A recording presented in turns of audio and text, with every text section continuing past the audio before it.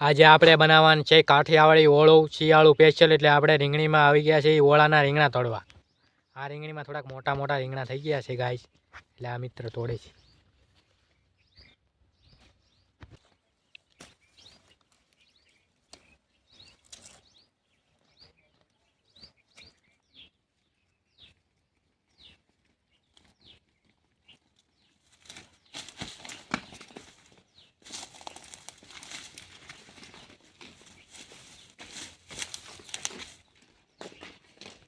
વાડીમાં તુર પણ છે ગાય, એટલે આપણે ઓળામાં તુર નાખવાની છે. એટલે આ મિત્રો બધા પાકેલી ભરેલી તુર તોડે છે, જોઈ શકો છો તમે.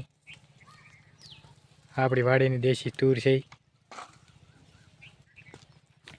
તુર તોડીએ છીએ.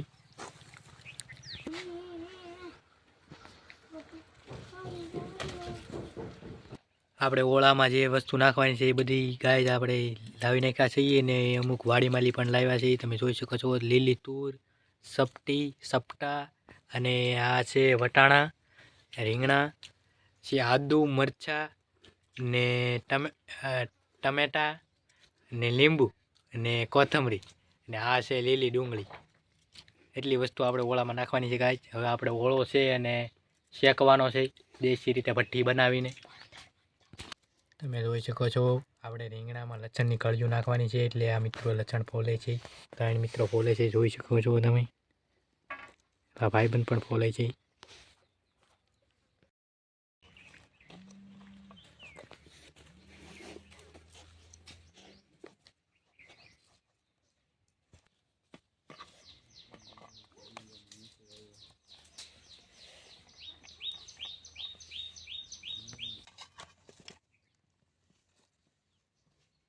આ મજા આવે આપણને ઓળો ખાવાની, દેશી રીતે બનાવવાનો છે. આપણે હવે આને શેકવા નાખશું ભઠ્ઠીમાં. હવે આપણે એને ભઠ્ઠીમાં નાખવાના છે અને શેકવા મૂકવાના છે, જોઈ શકો છો. ક્રાંઠિયું લાવી નાખ્યા છે કપાસને આપણે. હા, હરખા મૂકો, આગા થોડાક મૂકો ભાઈ બંધો.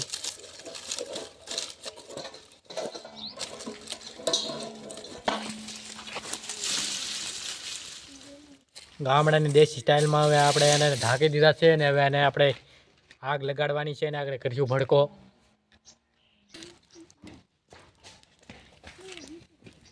જોઈ શકો છો તમે આપણે જે જગવી લીધી છે આવી.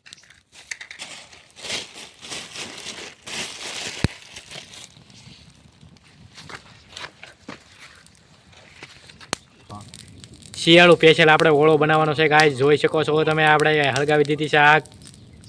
આ 2 મિત્રો કરે છે.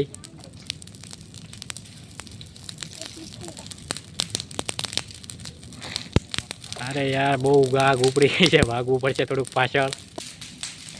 જોઈ શકો છો આપણે એને રીંગણાને શેકવામાં નાખી દીધા છે. આગા ઊભા છે, બહુ આગ લાગે છે, અહીંયા હથેપ લાગે છે થોડોક, એટલે કાપી નાખે. હવે આપણે બધું વસ્તુ ધોઈ નાખીએ ગાઈસ, પછી એના દાણા કાઢવાના છે.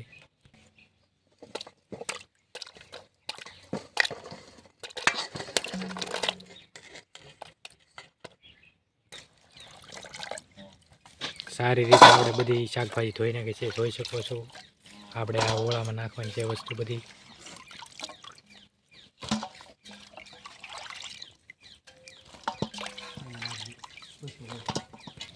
હવે આપણા રીંગણા ગાય શેકાઈ ગયા છે એવું લાગે છે, જોઈ શકો છો તમે. હવે આપણે જોવાનું છે રીંગણા કેટલા શેકાણા અને કેટલા કાચા છે, અને પછી એક ભડકો કરીશું આપણે. હવે આપણે રીંગણાને ફેરવી નાખીશું, જોઈ શકો છો તમે. એક બાજુ સેડા છે ને એક બાજુ કાચા છે.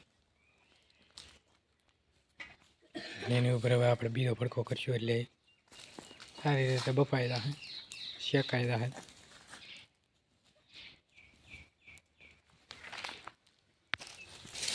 હવે આપણે એને પાછા ઢાંકી દઈશું ને એક તાપ કરીશું.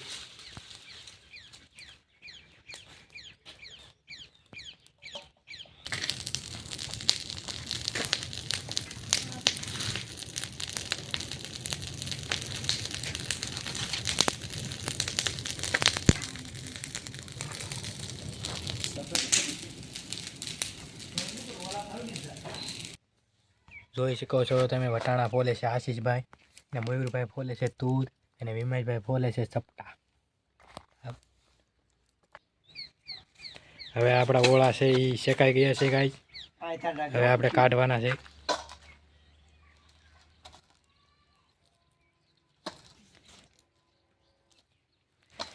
જોઈ શકો છો તમે.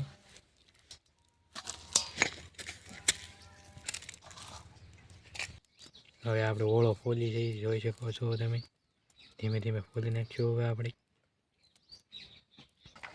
હવે આપણે વટાણાની ગ્રેવી બનાવવાની છે એટલે મિક્સરમાં નાખી છે વટાણા અને હવે એને આપણે ગ્રેવી બનાવીશું. પછી તુરની અને સપટાના દાણાની પણ ગ્રેવી બનાવવાની છે. ટમેટાની અને ડુંગળીની પણ ગ્રેવી બનાવવાની છે. હવે આને 5 મિનિટમાં આપણે બધી ગ્રેવી બનીને તૈયાર થઈ જાય પછી તમને વિડીયોમાં બતાવું. આપણો ઓળો ફોલીને તૈયાર થઈ ગયો છે ગાઈસ. જોઈ શકો છો આમાં લસણની કળીઓ પણ છે આપણે નાખી હતી, બફાઈ ગઈ છે. એનો ટેસ્ટ બહુ સારો આવે. હવે આને થોડુંક મિક્સ કરે છે. તુવેરની અને વટાણાની ગ્રેવી આપણી તૈયાર થઈ ગઈ છે. જોઈ શકો છો તમે મિક્સરમાં લે આ ભાઈ કાઢે છે. હવે આપણે ટમેટાની ગ્રેવી બનાવવાની છે એટલે ટમેટાના ફાડા કરે છે. જોઈ શકો છો તમે.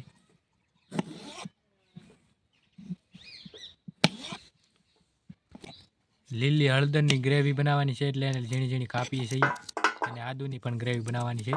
થોડીક એવી નાખવાની છે આદુ આપણે. જોઈ શકો છો તમે. એનું કટિંગ કરીને આપણે મિક્સરમાં એની ગ્રેવી નાની ટુકડા કરીને નાખી દેવું એટલે બની જશે.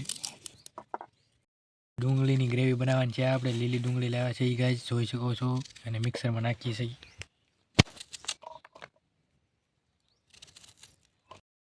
આપણે મરચાં નાખવાના છે એટલે એની ગ્રેવી બનાવવાની છે એનું કટિંગ કરીએ છીએ.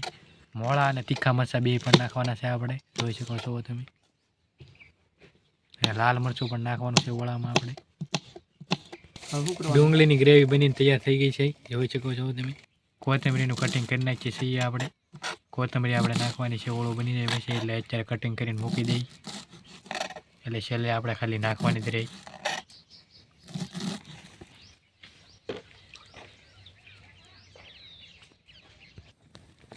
તપેલું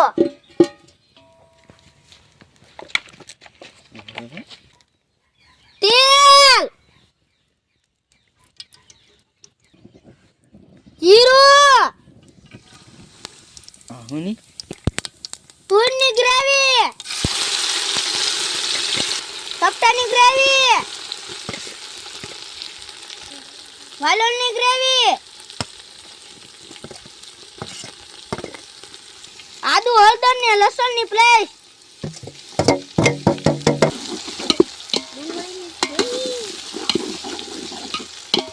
ડુંગળી અને મરચાંની પેસ્ટ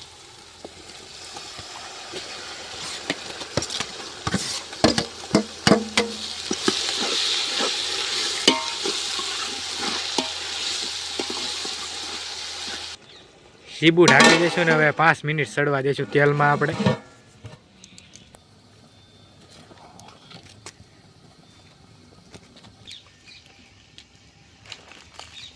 હવે આપણે એને મિક્સ કરીશું, હલાવીશું થોડીક વાર એટલે તપેલામાં સોંટે નહીં ને મજા આવે ખાવાની. ટમેટાની ગ્રેવી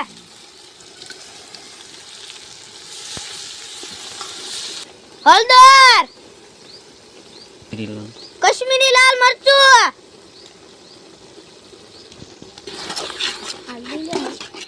મીઠું હિંગ શેકેલા રીંગણાનો ઓળો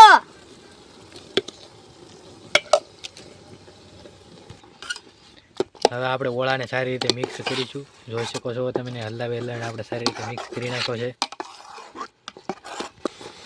દહીં આપણે હવે દહીં એડ કરવાનું છે ગાઈસ ઓળામાં. તમે જોઈ શકો છો આપણે થોડુંક દહીં એડ કર્યું છે એટલે એનો ટેસ્ટ બહુ અલગ આવે. હવે આપણે દહીં ને ઓળાને સારી રીતે મિક્સ કરી દઈએ એટલે માટે એ દેખાય નહીં અને સારી રીતે મિક્સ થઈ જાય. જોઈ શકો છો તમે. એક નંબર દહીં ઓળો બન્યો છે. શિયાળુ સ્પેશિયલ દહીં ઓળો બનાવ્યો છે ગાઈસ.